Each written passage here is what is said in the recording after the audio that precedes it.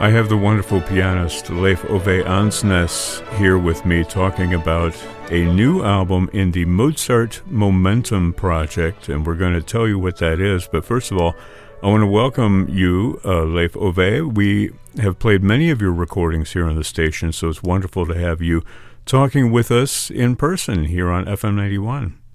Thank you very much. It's good talking to you. Let's talk about Mozart Momentum. You've released one album in the series. Now you have this new double album coming out this month from Sony Classical. And the whole idea here is a turning point in Mozart's life. So you have dates associated with these. The first one was 1785, and now it's 1786. What is the idea behind the music on this album, all of it composed in 1786? Well, we are calling the project Mozart Momentum, and of course one could argue that every year of Mozart's life was a kind of momentum year, especially if we look at the last 10, 15 years of his life and the incredible music. But nevertheless, when it comes to the genre of piano concerto in particular, something special is happening in 1785 with the D minor concerto number 20. It's the first time where, the orchestra begins with very restless, dramatic music. It's also his first concerto in minor key, but more revolutionary than that is that when the soloist enters after a couple of minutes of orchestra introduction, it's with a completely different music from what we have heard the orchestra present. Mm-hmm. And the form of a concerto would always be orchestra presents material that the soloist will take over and elaborate on. But here, it's a complete contrast between the orchestra introduction and the soloist entry.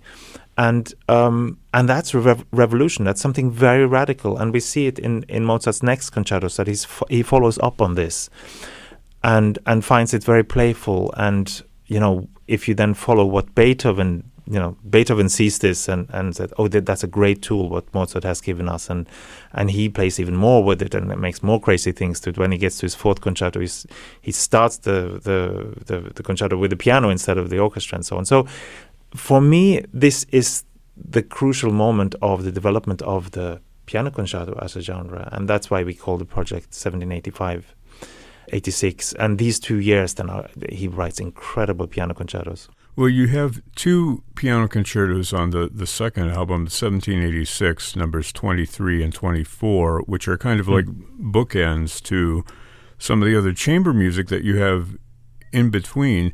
How did you select these works, and what was the guiding principle for you in finding the Mozart Momentum of 1786? Well, we wanted to play these incredible piano concertos, which in 86 he's developing them in even more symphonic direction.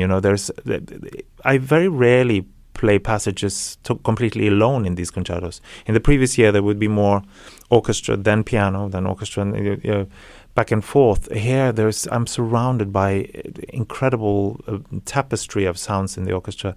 It's very rich. But I wanted to show the diversity of what Mozart did at the time. So we have included the chamber music. The second piano quartet was written in 86. A wonderful B-flat piano trio. I'm playing the rondo in D major, and then not least this incredible aria for soprano, piano, and orchestra called Ch'io scordi di te, with a text from Idomeneo, actually, which is a unique piece in the world. There's nothing like it, where you have these sort of two soloists, the soprano and the piano parts, commenting on this love affair that the soprano is singing about. It's absolutely unique. So it's about showing the diversity of what was going on. And this was a special year in Mozart's life in that he also wrote Marriage of Figaro that year. Yeah. And he revolutionized the opera world with this incredible piece. And so one feels in this other music also that he's very much into operatic thinking.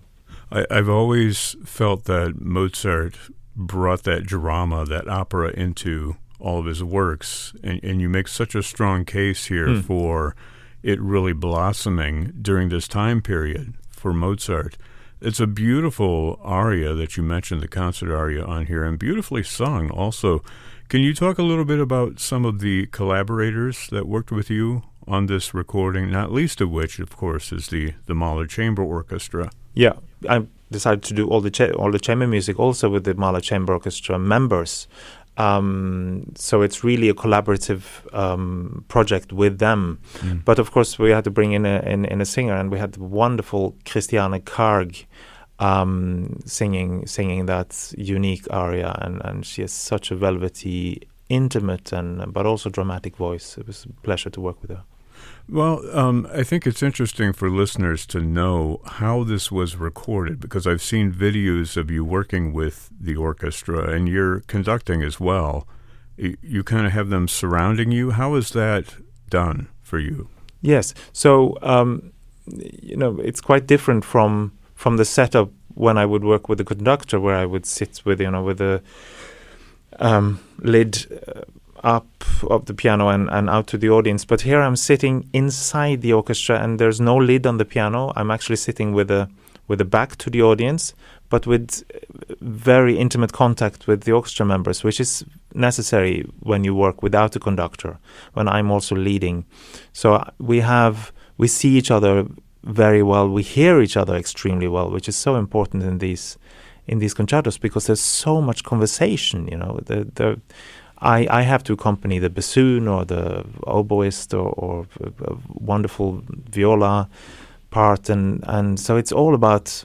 I feel so much of this music is operatic. It's about human beings. It's about society, and then to have this intimate contact with the players is wonderful, and I think it's quite authentic. I think that's how Mozart himself would have played. He wouldn't have had a conductor in between him and the orchestra. And it sounds that way in the performances, too. That intimacy is shining through in your wonderful performance here. Thank you very much. Let me ask you, how long have you been thinking about this project? I mean, you mentioned earlier the Piano Concerto Number 20, which you played when you were quite young, yes? Yes, I played that when I was 14 years old, but this project came out of me doing a Beethoven project when 15 together with the Mahler Chamber Orchestra. And it was the first time I worked with them over time like that. And it was for me a revelation to work with an ensemble so closely and intimately over a long time. And we had possibilities again and again to revisit the same pieces and to look at new angles, and in the end we did some concerts where I felt there was a freedom and spontaneity, because we simply knew so well what we were doing that we could try out new things, and it was so fresh, and I had never felt like that before. So when we finished that project, we started talking what could be the next, and this is then the sort of follow-up project a few years later, if you want, the Mozart Momentum 1785-86. It got off to a difficult start because of COVID and the pandemic situation, but we have been lucky at least to do a couple of longer tours and to do 2 recordings. The first recording was made under challenging circumstances in Berlin, basically under lockdown, and with distance between the musicians, and we were not allowed to socialize anything apart from playing on stage, but it felt like such a gift to be able to do that in November of 20 when there were basically no concerts going on. And then now this 1786 album, which we recorded in Musikverein in Vienna a few months ago. And again, we were lucky because the country, Austria, had a lockdown just a week after we finished these concerts. So and this recording. So wow. So in the middle of everything, I'm very grateful that we got so far with this project. Pianist Leif Ove Andsnes, the album is Mozart Momentum, 1786. There's also 1785, but the The latter one is coming out this month from Sony Classical. Before I let you go, I just want to ask, I want to play something for our audience. What would you suggest for a first-time listener to this album?